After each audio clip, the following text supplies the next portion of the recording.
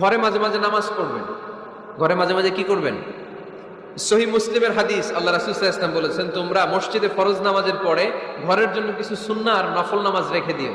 কারণ যারা সুন্নাহ আর নফল নামাজ ঘরে পড়ে, আল্লাহ তাআলা তাদের ঘরটাকে বরকত দিয়ে পূর্ণ করে দেয়।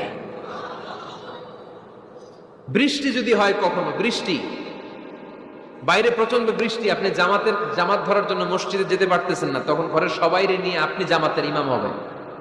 দরকার আছে না নাই? আপনি ইমাম, আপনার ছেলেরা পেছনে, মেয়েরা পেছনে, নারী পুরুষ একই কাতারে দাঁড়াতে পারে না, তো আপনি ইমাম, পেছনে আপনার ছেলেরা, এর পরের কাতারে আপনার মেয়েরা আর আপনার স্ত্রীরা। পারা যাবে না? ছেলে মেয়ে যদি না থাকে, হুজুর আমি আর সে টোনাটুনি সংসার, তাহলে টোনা দাঁড়াবে সামনে, টুনি দাঁড়াবে পেছনে, একসাথে দাঁড়ানো যাবে? আমি আর আজকে সভাপতি লিয়াকত ভাই দুজনে মিলে যদি জামাত করি, একসাথে দাঁড়ানো যাবে?